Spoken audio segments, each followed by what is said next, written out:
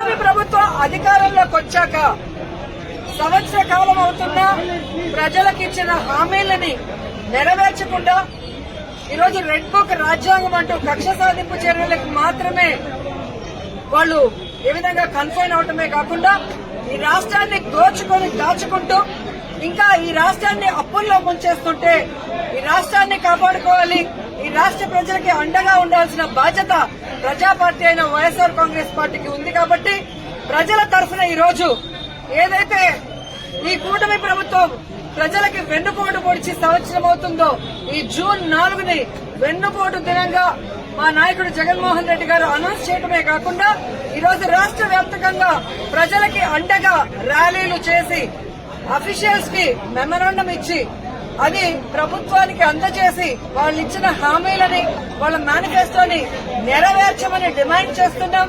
అవి నెరవేర్చకపోతే వదిలే ప్రసక్తి లేదు అని కూడా ఈ సందర్భంగా హెచ్చరిస్తున్నాం. మీరు చూస్తే ఎన్నికల ముందు కూటమి ప్రభుత్వం అంతా ఎలా ప్రచారం చేసుకుందో మనం చూసాం. ముఖ్యంగా తెలుగుదేశం పార్టీ వాళ్ళైతే వచ్చేది బాబే ఇచ్చేది బాబే. ఏమొచ్చిందయ్యా, మీకైతే పదవులు వచ్చాయి, బాబేమో వచ్చి ముఖ్యమంత్రిగా కూర్చున్నాడు, కానీ ఈ రాష్ట్ర ప్రజలకు ఏమిచ్చాడు అంటే చేతికి చిప్పిచ్చాడు, మరేమి ఇవ్వలేదనేది రాష్ట్ర ప్రజలు గుర్తించారు. 143 హామీలు ఇచ్చాడు. 143 హామీల్లో విజయరుద్దే విస్తరాకులు కట్టుంది అనుభవం ఉందని చెప్పుకునే చంద్రబాబు నాయుడు మొదటి 6 అయినా చేశాడా అని నేను అడుగుతున్నాను. ఈరోజు చూస్తే చంద్రబాబు నాయుడు ఏరు దాటక ముందు ఏటి మల్లన్న, ఏరు దాటాక బోడి మల్లన్న చందంగా పరిపాలించిన విధానం మనకు తెలుసు. కానీ ఈ రాష్ట్ర ప్రజలు ఎలా నమ్మి మోసపోయారు, అలాగే ఈవీఎంలతో వీళ్ళు ఎలా మ్యానిపులేట్ చేసి ఈ రోజు 60,000 90,000 అంటూ అసలు ప్రజలు ఓట్లేని నాయకులంతా గాల్లో గెలిచిపోయిన గాలిగాళ్లే ఎక్కువగా ఉన్నారు ఈ రాష్ట్రంలో. సో ఈ రోజు నేను ఎందుకు ఇది చెప్తున్నాను అంటే జగన్మోహన్ రెడ్డి గారు ఎన్నికల్లో చెప్పడం జరిగింది, చంద్రబాబు నాయుడు 3 సార్లు ముఖ్యమంత్రి అయినా ఏ రోజు చెప్పిన వాగ్దానాన్ని నెరవేర్చలేదు, పిల్లలిచ్చిన మామనే వెన్నుపోటు పొడిచిన వాడు, జాగ్రత్తగా ఉండండి అని. కానీ ఈవీఎంల దగ్గర మనం ఏం చేయగలం? సో ఈవీఎంలని మ్యానిపులేట్ చేశారు. కొన్ని చోట్ల అమాయకమైన ప్రజలు, రైతులు, మహిళలు కూడా జగన్ గారే ఇచ్చినప్పుడు చంద్రబాబు నాయుడు, లోకేష్, పవన్ కళ్యాణ్ ఇస్తారేమో, పవన్ కళ్యాణ్ చెప్పిన మాటలు నమ్మి చాలా మంది ఓట్లు వేయడం కూడా జరిగింది. కానీ ఈ రోజు చూస్తే సూపర్ 6 చేస్తామన్న చంద్రబాబు నాయుడు సూపర్ 6 చేశాడా అని అడుగుతున్నాను. అన్నిటికీ వెన్నుపోటు పొడిచింది నిజం కాదా అని అడుగుతున్నా. ఈ రోజు తల్లికి వందనం ఇస్తానన్నాడు, కానీ ఇవ్వకుండా వెన్నుపోటు పొడిచాడు. రైతుకు అన్నదాత ఇస్తా అన్నాడు, ఇవ్వకుండా వెన్నుపోటు పొడిచాడు. జాబ్ క్యాలెండర్ ఇస్తా అన్నాడు, ఇవ్వకుండా వెన్నుపోటు పొడిచాడు. ఉద్యోగం ఇస్తా ఇవ్వని వాళ్ళకి నిరుద్యోగ భృతి ఇస్తా అన్నాడు, ఇవ్వకుండా వెన్నుపోటు పొడిచాడు.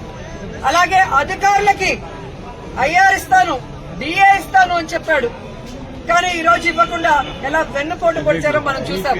మహిళలకైతే ఉచిత బస్సు ఇస్తాను, పొద్దు నుంచి సాయంత్రం వరకు ఫ్రీగా తిరుక్కోవచ్చు అని చెప్పారు, కానీ ఇవ్వకుండా ఎలా వెన్నుపోటు పొడిచారో మీరందరూ కూడా కళ్ళారా చూశారు. ఈ రోజు ఒక్కరికి కూడా ఒక సెంటు భూమి గాని, ఒక ఇల్లు గాని కట్టించకుండా ఎలా వెన్నుపోటు పొడిచాడో మీరందరూ కూడా కళ్ళారా చూస్తున్నారు. సో వెన్నుపోటు అంటే చంద్రబాబు నాయుడు, చంద్రబాబు నాయుడు అంటే వెన్నుపోటు. ఇది ఈ రోజు ప్రజలు తెలుసుకున్నారు, వాళ్ళకి జరిగిన నష్టాన్ని వాళ్ళు తెలుసుకున్నారు. ఎప్పుడెప్పుడు ఎన్నికలు పెడితే జగన్మోహన్ రెడ్డి గారికి ఓటేసి మళ్లీ ముఖ్యమంత్రిని చేసుకోవాలని ఎదురు చూస్తున్నారన్న దాంట్లో ఎటువంటి అతిశయోక్తి లేదని కూడా తెలియజేసుకుంటున్నా. మొదటిసారి ముఖ్యమంత్రి అయిన జగన్మోహన్ రెడ్డి గారు తాను ముఖ్యమంత్రి అయిన రోజుకి చంద్రబాబు నాయుడు ఖజా ఖాళీ చేసి ఖజానాలో 100 కోట్లు మాత్రమే పెట్టినా ఆయన పెట్టిన అప్పులన్నీ తీర్చి జగన్మోహన్ రెడ్డి గారు ఇచ్చిన ప్రతి వాగ్దానాన్ని నెరవేరుస్తూ వెల్ఫేర్ డెవలప్మెంట్ 2 కళ్లగా ముందుకు వెళ్లాడు. జగనన్న దిగిపోయే రోజుకి 7,000 కోట్ల రూపాయలని ఖజానాలో పెడితే సిగ్గులేని కూటమి ప్రభుత్వ నాయకులు ఈ రోజు ఖజానా ఖాళీగా ఉంది, ఖజానాలో ఏమీ లేదు, ఏం చేయాలో అర్థం కాలేదు అని చెప్పి ఏ విధంగా మొసలి కన్నీళ్లు కారుస్తున్నారో మీ అందరూ చూస్తున్నారు. మరి మొదటిసారి ముఖ్యమంత్రి అయిన వ్యక్తి, వయసులో చిన్నవాడైన జగన్మోహన్ రెడ్డి గారు సంపద సృష్టించి ప్రజలకిచ్చిన మేనిఫెస్టోని ఎలా నెరవేర్చాడు, ఈ రాష్ట్రాన్ని అభివృద్ధి వైపుకి ఎలా నడిపించాడు, మెడికల్ కాలేజీలు ఎలా కట్టాడు, పిహెచ్సిల్ని ఎలా కట్టించాడు, స్కూల్స్ ని ఎలా రెనోవేట్ చేశాడు, ఈ రోజు టెంపుల్స్ ఎలా కట్టించాడు, రోడ్లు ఎలా వేశాడు, చెప్పుకుంటూ పోతే హార్బర్లు ఎలా కట్టారు. ఈడేమో అనుభవం ఉందంటాడు. సంవత్సరం అవుతుంది, ఒక్క సెంటు భూమి ఒకరికి ఇచ్చారో, ఒక ఇల్లు కట్టించారా? జగన్మోహన్ రెడ్డి గారు దిగిపోయే రోజుకి ఫినిషింగ్ లో ఉన్న మెడికల్ కాలేజీలు ఇంతవరకు పూర్తి చేయట్లేదు. వాటిని అమ్మేసి జగన్ గారి పేరు ఎవరు గుర్తు పెట్టుకోకూడదన్న ప్రయత్నం చేస్తున్నారు. హార్బర్లను అమ్మేయాలని చూస్తున్నారు ప్రైవేట్ వాళ్ళకి. స్కూళ్లన్నీ కూడా నిర్వీర్యం చేస్తున్నారు. ఇప్పటికే సిబిఎస్ఈ తీసేశారు, ఐబీని కట్ చేసేశారు, ట్యాబ్స్ కట్ చేసేశారు, రెనోవేషన్ లో ఫైనల్ స్టేజ్ లో ఉన్న వాటిని ఆపేశారు. అలాగే పిహెచ్సిలు, హాస్పిటళ్లు ఏవైతే బ్యాలెన్స్ ఉన్నాయో వాటన్నిటిని ఆపేయడం మనం కళ్ళారా చూస్తున్నాం. ఇంతవరకు ఒక గుడి కట్టించారా, ఒక బడి కట్టించారా, ఒక రోడ్డు వేశారా, ఒక ఇల్లు కట్టించారా అంటే ఏమీ కూడా లేదు. వీళ్ళు సూపర్ సిక్స్ ని గాలికి వదిలేసి సూపర్ స్కామ్లు చేసుకుంటూ ముందుకెళ్తున్నారు. ఈ రోజు ఈ రాష్ట్రంలో చూస్తే బెల్ట్ షాపులు, పర్మిట్ రూములు ఇప్పటి ముప్పటిగా ఇచ్చి మద్యంతో ఎలా దోచుకుంటున్నారు. ఖజానా బొక్కబట్టారు. ఈ రోజు కూటమి ప్రభుత్వ జోబీలు మాత్రం ఫిల్ అవుతున్నాయి మద్యంతో. అలాగే ఇసుక మాఫియా, ఉర్సా భూముల mafia, ganja mafia, drugs mafia, ఈ విధంగా ఇష్టానికి తయారయ్యారు. పోలీసులు ఎలా తయారయ్యారంటే రెడ్ బుక్ రాజ్యాంగానికి కాపలా కాస్తున్నారు. ఈ రోజు ఎవరెవరు వైఎస్ఆర్ కాంగ్రెస్ పార్టీ నాయకులుగా ఉన్నారు, ఎవరెవరు విలేజ్ల్లో ప్రజలకి అందుబాటులో ఉంటూ అన్ని చేసి మంచి పేరు తెచ్చుకున్నారో వాళ్ళందరి మీద లేనిపోని అక్రమ కేసులు పెట్టి వాళ్ళని అరెస్టు చేసి కనీసం ఛార్జ్ షీట్లు కూడా వేయకుండా వాళ్ళ మీద బెయిల్ రాకుండా ఎంత చేయాలో పోలీస్ వ్యవస్థ అంతా కూడా చేస్తుండటం మనం అందరం కూడా గమనించాలి. నిజంగా ఒక తప్పు జరిగితే కేసు ఎఫ్ఐఆర్ చేయండి. ఇమీడియట్ గా 10-15 రోజుల లోపలైనా మినిమం ఆ కేసుల్ని ఛార్జ్ షీట్ వేసి మీరు కోర్టుకి అప్పగిస్తేనే కదా వాళ్ళకి బెయిల్ వస్తుంది. అంటే తప్పుడు కేసులు కాబట్టి ఛార్జ్ షీట్ లో నిజాలు రాయాలి కాబట్టి, తప్పులు రాస్తే రేపు వాళ్ళ ఉద్యోగం పోతుంది కాబట్టి ఈ రోజు తప్పుడు కేసులతో జైల్లో 50 రోజులు, 60 రోజులు, 70 రోజులు మగ్గిపోయే పరిస్థితి వైఎస్ఆర్ కాంగ్రెస్ పార్టీ కార్యకర్తలకి, నాయకులకి కలుగుతోంది. ఎవరైతే ఈ రోజు తప్పుడు కేసులతో జైళ్లకు వెళ్లారో వాళ్ళకి అండగా నిలబడ్డాం. వారందరికీ కూడా ఈరోజు బెయిల్స్ ఇచ్చాం. ఎవరైతే వాళ్ళ మీద అక్రమ కేసులు పెట్టి ఇబ్బంది పెట్టారో ఆ కూటమి నాయకుల్ని గాని, ఆ అఫీషియల్స్ ని గాని వదిలిపెట్టేది లేదు. మీకు రెడ్ బుక్ రాజ్యాంగం ఉంటే మాకు అంబేద్కర్ గారి రాజ్యాంగం ఉంది. అంబేద్కర్ గారి రాజ్యాంగం ప్రకారం న్యాయబద్దంగా మీ అందరినీ కూడా శిక్షిస్తామని కూడా ఈ సందర్భంగా తెలియజేసుకుంటున్నాం.